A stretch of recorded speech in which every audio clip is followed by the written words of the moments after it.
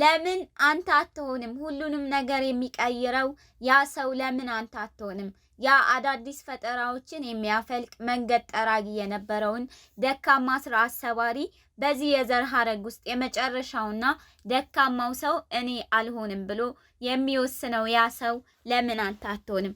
ታሪክ የሚሰራው ዳግም ለድል የሚበቃው ለዘመናት ቤተሰብን ሲያሰቃዩ የነበሩ ጋኔኖችን ድል የሚያደርገው ለምን አንተ አትሆንም? ለምን አንተ ሁልጊዜ ለሌላው ሰው ትደርሳለህ? ሁልጊዜ ለሌላው ትሮጣለህ? ግን ጥያቄው እዚህ ጋር ነው። ይህ ስለ ራስ ወዳድነት ወይም ስለ ትዕቢት አይደለም። ግን ለምን አንተ አትሆንም? ለምንድነው ምርጥ ጊዜህንና ምርጥ ጉልበትህን ለሌላው የምትገብረው? ለምንድነው ለሌሎች ድጋፍ ለመስጠት ግንባር ቀደም ሆነህ የምትገኘው? ነገር ግን ወደ አንተ ጉዳይ ስመጣ ለምን እምነት ታጣለህ? ራስህን አትደግፍም? በራስህ ላይ አታፈስም ወይም ኢንቨስት አታረግም? ለራስህ የምታየው ራዕይ የለህም? እድል እስኪመጣ መጠበቁን አቁም። እድልን የመፍጠርን ጥበብና እድልን የማብቀል መብት ተቆጣጠር። ወደ አንተ ምን ሊመጣ እንደሚችል ከማሰብ ውጣና ካንተ ውስጥ ምን መውጣት እንዳለበት ትኩረት አድርግ። ምንም አይነት ማዕበል፣ ምንም አይነት አውሎ ንፋስ፣ ምንም አይነት ግዙፍ እንቅፋት ሊያስቆመኝ የሚችል ምንም ነገር የለም። ቆርጫለሁ፣ ቁርጠኛ ነኝ። ይህ ጉዞ ያለኝን ሁሉ ቢጨርሰው እንኳን ግድ የለኝም፣ እሄድበታለሁ። ይህ ትግል ቢሰብረኝ እንኳን መቼም ልሆን የማልችለውን አዲስ ማንነት ውስጥ እየቀረጸኝ እንደሆነ አውቃለሁ። አሁን ያለህ ማንነት እስካሁን ካደረሰህ በላይ ሊያደርሰህ አይችልም። ወደዚያ ከፍታ ለመድረስ ሌላ አዲስ ሰው መሆን አለብህ። አብዷል ባሉኝ ጊዜ አደረኩት፣ ሊያረፍድ ይገባል፣ ለሽርሽር መሄድ አለበት ብሎ ሲያሾፉብኝ፣ እኔ ግን እንደ እብድ ለመታየት ዝግጁ ነበርኩ። እንደ ሞኝ ለመቆጠር፣ ከመስመር የወጣው ለመምሰል ፍቃደኛ ነበርኩ። ከፊቴ የተቀመጠውን ግብ ለማሳካት ስል አላማህ ምንድነው? እድልህስ ወይም ዲኤንሲትህ ሲሉኝ በዚህ ወቅት የተሰጠህ ተልዕኮ ምንድነው? ሙሉ በሙሉ ለዚያ ዓላማ ተገዝተሃል። ሁለንተናህን ሰጥተሃል። ለዚያ ዓላማ ስትል ለመሞትስ ዝግጁ ነህ?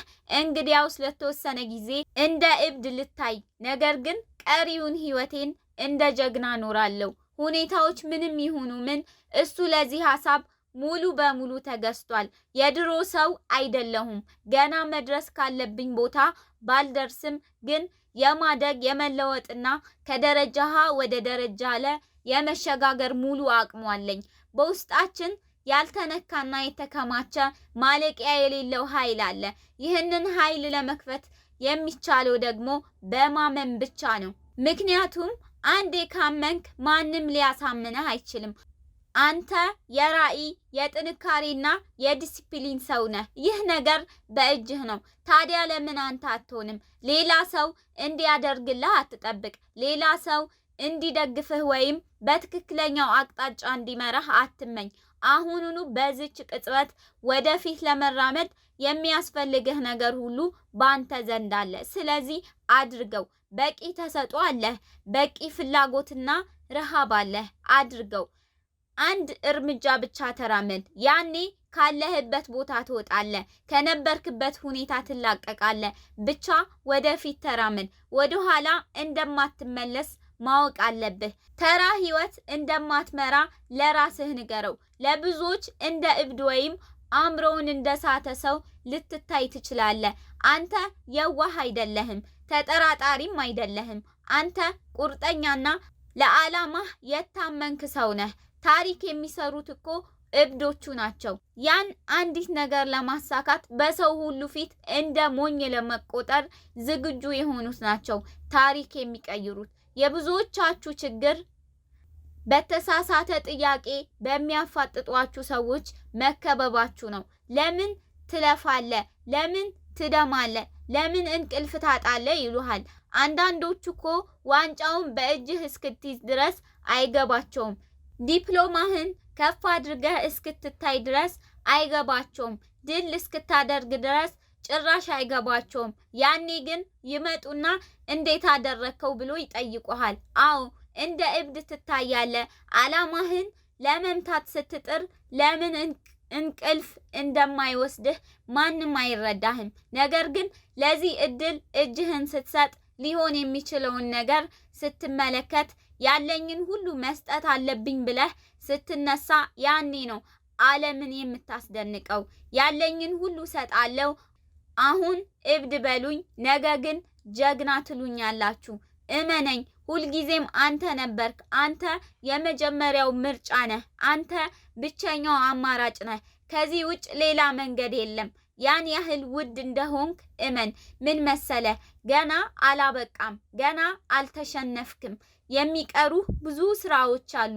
ሊሰብሩህ የሞከሩ ነገሮች እኮ እያሰለጠኑህ ነበር። ሊያዘገዩህ የሞከሩት እኮ ዲሲፕሊን እያስተማሩህ ነበር።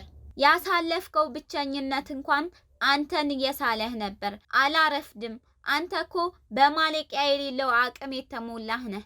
ተራነት ወይም አቬሬጅ ረሃብን ያደነዝዘዋል፣ ተልእኮን ይሰርቃል። ተራነት ወደ እስር ቤት፣ ወደ ጉድጓድና ወደ ጨለማ ይወስድሃል። ያለህን ተስፋ ያጠፋዋል። አልተሸነፍክም፣ አላበቃህም።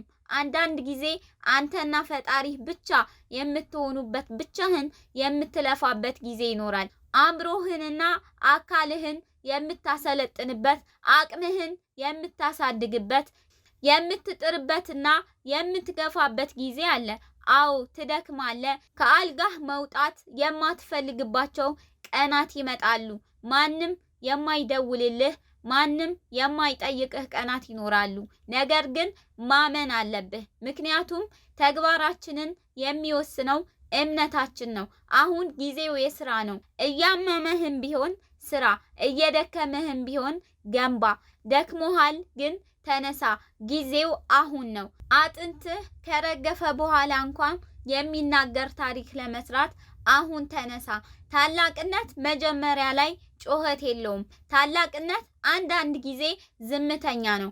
ከመንገድህ ከሚያስወጣህ ነገር ሁሉ መለየትን ይጠይቃል። ነገ የሚባል የለም። ሌላ አማራጭ ወይም ፕላን ቢ የለም። ለዋናው ዓላማዬ ሙሉ በሙሉ ተገዝቻለሁ። ለብዙዎች አእምሮዬን የሳቱ ለመምሰል እችላለሁ፣ ግን ዓላማን የሚቀይሩ ሰዎች የሚወጡት በትክክል በዚህ ቦታ ላይ ነው።